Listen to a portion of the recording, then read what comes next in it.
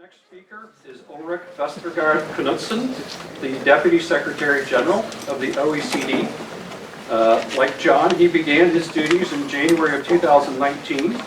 His portfolio at the OECD includes the strategic direction of policy on science, technology and innovation, trade and agriculture, the Center for Entrepreneurship, small and medium-sized entrepreneurial groups, regions and cities.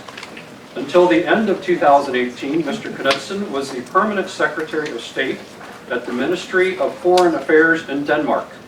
In this capacity, he has served numerous Danish ministers for foreign affairs, development cooperation, trade, and European affairs since 2013. In addition, he served as the ambassador to the OECD and UNESCO in Paris from 2008 to 2009. Prior to this, he was the press officer and principal private secretary to a number of Danish ministers for foreign affairs. Please join me in welcoming Deputy Secretary General Knudsen.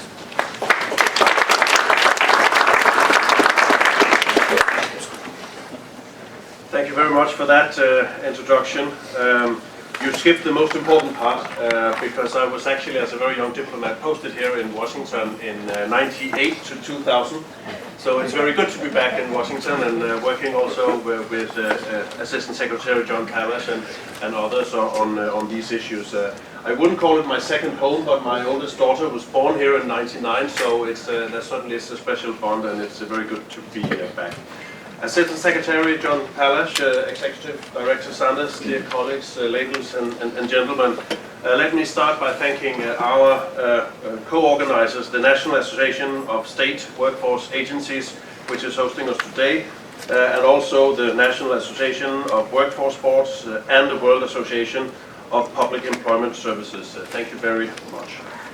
Let me also say just a few things about my organization, the OECD. We sometimes take it for granted that everyone knows what we do, and that's such not always the case.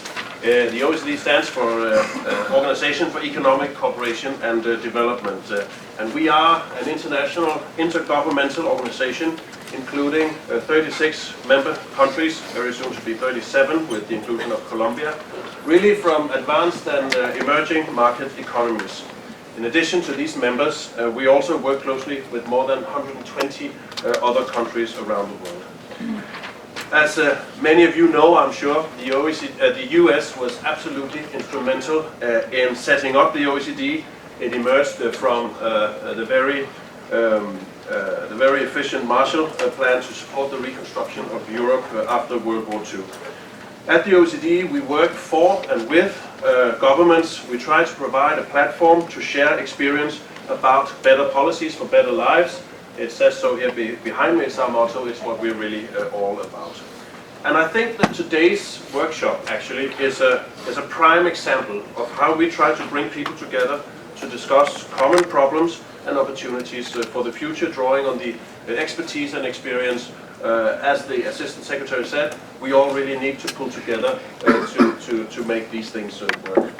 While national governments are, of course, the core constituency of the OECD, we also work directly with local leaders, and we try to provide a bridge for dialogue between national and local governments for inclusive policies.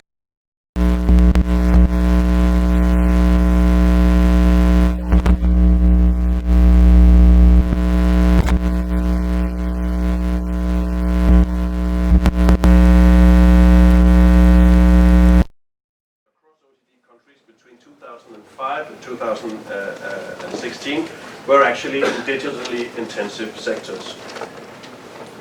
We are optimists about the future. We're optimists also about the digital transformation at the OECD. We think it holds many promises to spur innovation and improve services while boosting more inclusive growth and well-being. But, because there is a but, these benefits are very likely to come with disruptions. Our interactions with each other and society more broadly are transforming and raising important issues around jobs and skills, around privacy, around security, and really how to ensure that technological changes benefit society as a whole.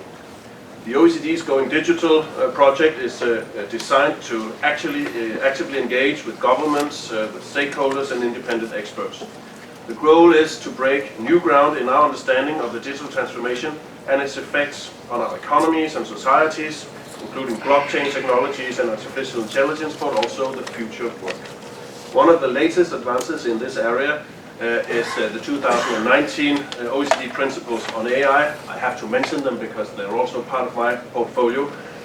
They identified actually 5 complementary values-based principles for the responsible stewardship of artificial intelligence, the very first time that governments on this planet came together to agree on a set of principles. They will later this year, in June, adopted by G20 leaders at the G20 summit in Japan. So digital technologies are changing the world of work. There are different figures, obviously, and methodologies to estimate the risk of automation on jobs. The OECD's latest employment outlook highlights that 14% of all jobs across OECD countries are at high risk of automation. That is to say that they could be replaced by new technology. For the US, our estimates suggest figures somewhat below this average. The figure for the US is about 10%. But there are good reasons to remain optimistic, because technological change is, of course, nothing new. First, while people often focus on the downside, the fact is that new technologies will also create new jobs. Second, we also have to remember that it's the individual tasks rather than entire jobs that are likely to be automated. Our estimates suggest that 32% of jobs across the OECD membership are likely to see significant changes in the way these jobs are carried out. Again, for the US, the figure is slightly lower at 27%. But the basic message here is that robots will not be taking over most of our jobs, but robots and computers are likely to significantly change the way we do many of those jobs. So these national numbers often mask significant disparities within a country also. We know that the future of work is likely to impact people and places differently. In general, large cities tend to display a lower share of workers at high risk of automation than the rest. We see that places with a lower share of jobs at risk of automation are especially those that, 1, are more urbanized, those that have a greater share of educated workers, and 3, those that have a larger service sector. However, places that already have low productivity growth and high unemployment are more likely to be further impacted by automation. This means that existing divides across places, and let's be honest, we talk about the rural-city divide often here, these divides are likely to grow over time if we do not take policy action. Metropolitan areas are increasingly attractive for workers and firms, and they have a crucial role, of course, in driving job creation and economic growth in OECD countries. Since 2000, US metropolitan areas of over 500,000 inhabitants generated about 87% of national employment growth. That is 14.3 million jobs in metro areas out of 16.4 new jobs created in total in the US since 2000. So rural economies, those with a lower share of the population living in urban areas, are especially at risk of automation. Rural areas and small towns tend to have a lower share of service sector activity, and they're also that are less likely to be automated. They are also more likely to be highly reliant on a handful of employers, or perhaps even on one single industry. While this doesn't necessarily increase, of course, the risk of automation in itself, it does make it more difficult to absorb displaced workers if one of the employers automates on a large scale. The threats and opportunities posed by automation requires meaningful public responsiveness. Some might argue, and the Assistant Secretary and I just spoke about this, some might argue that those individuals stuck in declining communities should simply pack up and then move to a city that can generate a sufficient amount of jobs. But this, of course, we agreed, is not a thinking that would bring us forward. It is patronizing to those attached to their local communities. We need to realize that there are actually people who want to make a living, who want to live in local communities, and we should provide a framework with conditions for them to do so. For many, abandoning their hometowns means actually also leaving behind networks that could help an unemployed worker land a job or ensure a new parent can rely on family members for childcare. Ultimately, policymakers need to consider a mix of policies that help both people and firms in the digital economy. So we need to do, and we also spoke about that, we need to do a better job of reskilling workers, what some call lifelong learning. Offering on and off ramps to education for the low skilled will be particularly important since they are less likely to access training.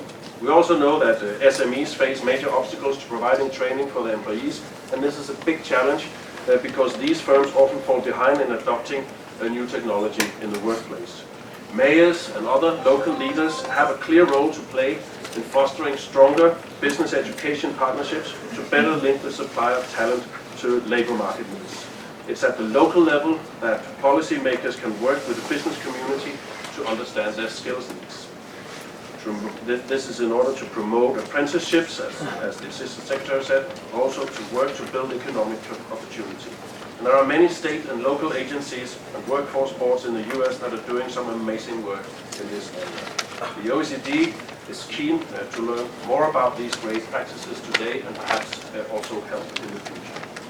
So in conclusion, let me just highlight three takeaway messages. First, I'd like to reinforce that there are place-specific impacts to a range of trends and policies.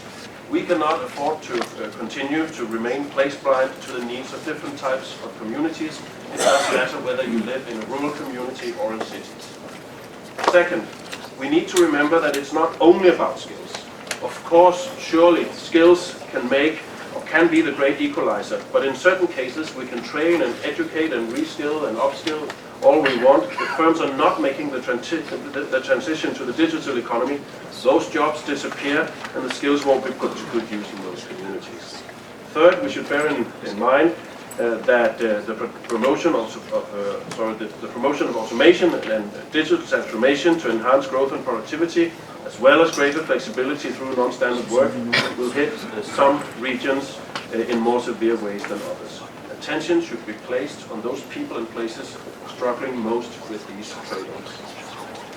We hope, and in this I join Executive Director Sanders and Assistant Secretary Parish, we hope that today's workshop will highlight the different actions that we can take to prepare the future of work. I hope the discussions today will provide useful food for thought and very concrete policy ideas to take back home.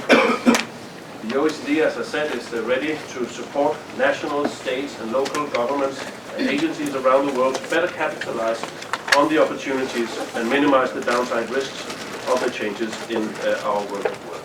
Again, in a nutshell, to provide better policies for better lives, no matter where we